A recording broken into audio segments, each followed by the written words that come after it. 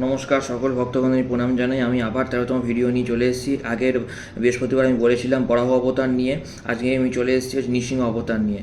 আমার ইউটিউবের চ্যানেল আপনারা সবাই জানেন, চলো সবাই ধর্মের দিকে এগিয়ে যাই। আজ আমি নৃসিংহদেবের পৌরাণিক কাহিনী আমি চলে এসেছি। এই নিয়ে আমি বলতে চাই যে নৃসিংহদেব নৃসিংহদেব অবতার কেন ধারণ করেছিল, কিসের জন্য ধারণ করেছিল, এর ফলে কি হয়েছিল, সেইগুলো নিয়ে আমি চলে এসেছি। ভাগবত পুরাণ অনুযায়ী যখন হিরণ্যককে বধ করার জন্য বিষ্ণু বরাহ রূপ ধারণ করেন, এর বিবরণ তো আমি আগের বৃহস্পতিবার আপনাদের সবাইকে দিয়েছি। তখন হিরণ্যককে বধ করার পর তখন তার ভাই হিরণ্যকশিপু ঘোর বিষ্ণু বিদ্বেষী হয়ে ওঠেন। তখন তিনি ঠিক করেন বিষ্ণুকে কী করে হত্যা করবেন, সেই জন্য ব্রহ্মার কঠোর তপস্যা করেন। তিনি ভাবেন যে ব্রহ্মাই হচ্ছেন একমাত্র শ্রেষ্ঠ প্রবল বর দেওয়ার অধিকারী। বহু বছর তপস্যা করার পর ব্রহ্মাদেব সন্তুষ্ট হলেন, এমনকি তুষ্ট হলেন। তারপর হিরণ্যকশিপুর কাছে আসেন, বলো ওই হিরণ্যকশিপু, তোমার কি বর চাই? তখন হিরণ্যকশিপু বলেন যে হে বরদাতা, আমি এমন বর চাই আমাকে যেন কোনো জীবকুল যেন হত্যা করতে না পারে, কোনো মনুষ্য বা পশু কেউ যেন আমাকে হত্যা করতে না পারে, আর হচ্ছে কোনো দিনে অথবা রাতে আমাকে যেন হত্যা করতে না পারে। আর এমনকি আমি যেন আমার বাসস্থানের অন্দরে বা বাহিরে আমি যেন কারোর হাতে যেন প্রাণ না ত্যাগ করি। এমনকি তিনি এও বলেছিলেন যেন কোনো শস্ত্রাঘাতে আমার কোনো দেবতা, অসুর, দানব, এমনকি আরও মনুষ্য থেকে শুরু করে আরও কেউ যেন আমাকে মারতে না পারে। ভূমিতে, আকাশে আমাকে যেন কেউ যেন মারতে না পারে, এমনকি কোনো বিষধর নাগের বংশ কেউ যেন না মারতে পারে। এমনকি আমি এই বর চাই হে বরদাতা, আমাকে এমন বর দিন, আপনাকে যেরকম যুদ্ধে কেউ হারাতে পারেন না, আমাকেও যেন কেউ যুদ্ধে যেন পরাজিত করতে না পারে। আপনারা যেমন কোনো প্রতিদ্বন্দ্বী নেই, তেমন যেন আমার যেন কোনো প্রতিযোগী যেন না থাকে। আমি এই বর চাই যে আমি যেন ত্রিভুবন যেন নিজের প্রভুত্ব স্থাপন করতে পারি, দেবতাদের প্রতি যেন প্রভুত্ব স্থাপন করতে পারি। আর হচ্ছে আমি বহু বছর ধরে আপনার তপস্যা করেছি, তার সিদ্ধাই আমাকে প্রদান করুন। এরপর কি হলো, যখন মন্দার পর্বতে হিরণ্যকশিপু যখন তপস্যা করছিলেন, তখন সমগ্র দেবতারা তার উপরে আক্রমণ করেন। তার উপরে না, শুধুমাত্র তার উপরে নয়, তার প্রাসাদেও এমনকি আক্রমণ করেন। প্রাসাদে একমাত্র তার হিরণ্যকশিপুর পত্নী ছিলেন কায়াদু। সেই কায়াদুকে রক্ষা করেছিলেন কে? দেবর্ষি নারদ। তারপর কায়াদুকে রক্ষা করার জন্য দেবর্ষি নারদ দেবতাদের বলেন কি, ইনি হচ্ছেন পাপহীনা নারী, এনাকে কিছু করো না। সেই জন্য দেবর্ষি নারদ কায়াদুকে নিয়ে তার নিজ আশ্রমে চলে যান, নিজ আশ্রমে গিয়ে নিয়ে যান। এরপর কায়াদু একটি সন্তান ধারণ করেন। এই সন্তানটা প্রসব বেদনা শুরু হয়, তারপর সন্তান আসে। সেই সন্তান ছিল পুত্র সন্তান। এই পুত্র সন্তানের নাম দেন হচ্ছে দেবর্ষি নারদ প্রহ্লাদ। দেবর্ষি নারদ যেরকম সবসময় বিনা হাতে নারায়ণ নারায়ণ করেন, তিনি এমনকি কায়াদুর গর্ভ থেকেও তার পুত্রের সন্তানের নারায়ণ নারায়ণ নাম শোনা যায়। এরপর দেবর্ষি নারদের মতো প্রহ্লাদও হয়ে ওঠেন প্রভুর ভক্ত, ভগবান বিষ্ণুর প্রচণ্ড পরিমাণে ভক্ত হয়ে ওঠেন। এই দেখে হিরণ্যকশিপু প্রচণ্ড পরিমাণে রেগে যান আস্তে আস্তে। এমনকি এমন ভক্ত হয়ে ওঠেন ভক্ত প্রহ্লাদ, হিরণ্যকশিপু এমনকি উদ্যত হয়েছিল তাকে হত্যা করার জন্য। সেই হত্যা করার জন্য এমনকি অনেক পরিকল্পনা করেছিল। বিষাক্ত নাগেদের কাছে ছেড়ে দিয়েছিল, তা থেকেও প্রহ্লাদ বেঁচে গিয়েছিল সে বিষ্ণুর লীলায়। তারপরে আবার গভীর সমুদ্রে ফেলে দিয়েছিল, তাতেও বেঁচে গেছিল বিষ্ণুর লীলায়। এমনকি কী করেছিল, আমরা যে দোল পূর্ণিমা যে পালন করি, যে হোলি যে আমরা খেলি, তার আগের দিন কী হয়, ন্যাড়া পোড়ানো হয়। এই ন্যাড়া পোড়ার অর্থটা হচ্ছে হোলিকা দহন। হিরণ্যকশিপুর একটা বোন ছিল, সেই বোনের নাম ছিল হোলিকা। এই হোলিকা কাছে তিনি কী ছিলেন, হোলিকার গায়ে একটা চাদর ছিল, সেই চাদরের দ্বারা তিনি অগ্নি থেকে আবদ্ধ ছিলেন। সেই জন্য প্রহ্লাদকে তার কাছে দিয়ে দিলেন। তিনি অগ্নিতে বসে আছেন, কিন্তু বিষ্ণুর লীলায় প্রবল তীব্র হাওয়ার বেগে চাদর উড়ে গিয়ে হোলিকা মারা যান, কিন্তু তাতেও প্রহ্লাদ বেঁচে যায়।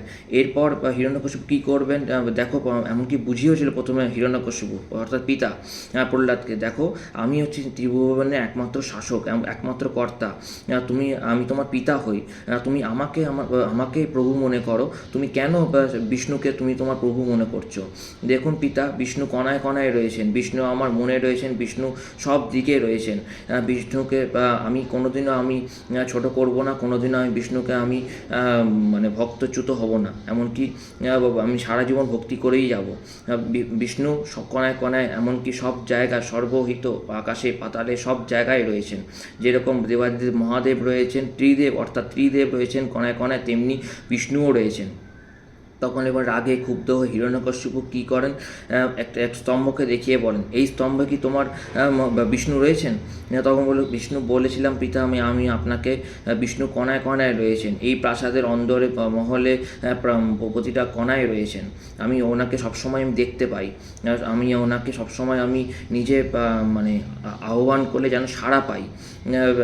আমি আপনাকে আগেই বলেছিলাম। সে তখন কি করলো, এক গদার আঘাতে সেই একটা যেই স্তম্ভের কথা বলেছিল সেই স্তম্ভে পুরো একেবারে ভেঙে ফেললো। সেই ভাঙা স্তম্ভ থেকে আসলেন হচ্ছেন ভগবান নৃসিংহদেব। নৃসিংহদেব কী ছিলেন, অর্ধেক সিংহ আর অর্ধেক মানুষ।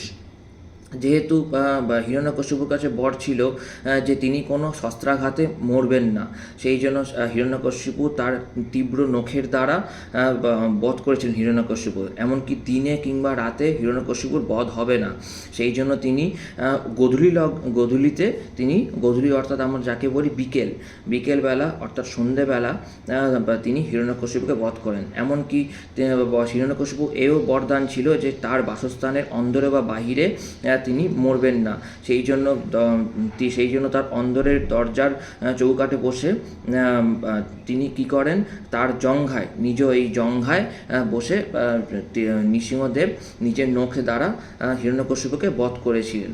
এমনকি তার এও বরদান ছিল যে কোনো মানুষ বা কোনো পশু একসাথে তাকে মারতে পারবে না, কারণ নৃসিংহদেব ছিলেন সর্বোপরি দেবতা।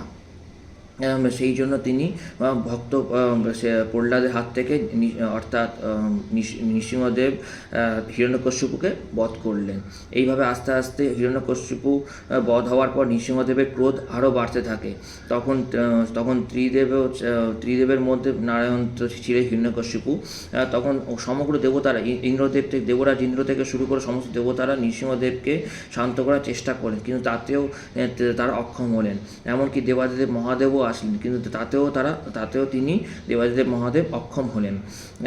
এমনকি তার পত্নী বিষ্ণু পত্নী যে লক্ষ্মী, তিনিও এমনকি অক্ষম হলেন। তখন ব্রহ্মা ভক্ত প্রহ্লাদকে বললেন, যাও প্রহ্লাদ, তুমি তো একমাত্র বিষ্ণুর একমাত্র প্রকৃত ভক্ত, পরম ভক্ত, তুমি একমাত্র তার অবতার, এই নৃসিংহদেবকে তুমি একমাত্র শান্ত করতে পারবে। তখন বিষ্ণুকে শান্ত করার জন্য প্রহ্লাদ এগিয়ে এলেন। এমনকি নারায়ণের স্তব গান ছিল, সেই স্তব গানে নৃসিংহদেব শান্ত হলেন। তখন নৃসিংহদেব প্রহ্লাদকে দেখে তিনি কোলে তুলে নিলেন, কোলে তুলে গা চাটতে লাগলেন। যেরকম আমরা প্রতিটা পশুর মধ্যে আদর বুঝি হচ্ছে সেই পশুটা অর্থাৎ কুকুর বলো, বিড়াল বলো, এমনকি কোনো জীবই গা চাটার এটা স্বভাব আছে, তাতে তারা সেই যে তাকে আদর করছে সেটা বোঝা যায়, সেইটাই আমরা বুঝতে পারি, পশুদের মধ্যে সেটা থাকে। সেই জন্য নৃসিংহদেব তো সিংহরূপে ছিলেন, অর্ধেক মানুষ অর্ধেক পশু রূপে ছিলেন, সেই জন্য প্রহ্লাদকে কোলে তুলে গা চাটতে লাগলেন। তখন এমনকি নৃসিংহদেব যাওয়ার আগে প্রহ্লাদকে অসুর কোলের রাজা করে দিয়ে চলে যান।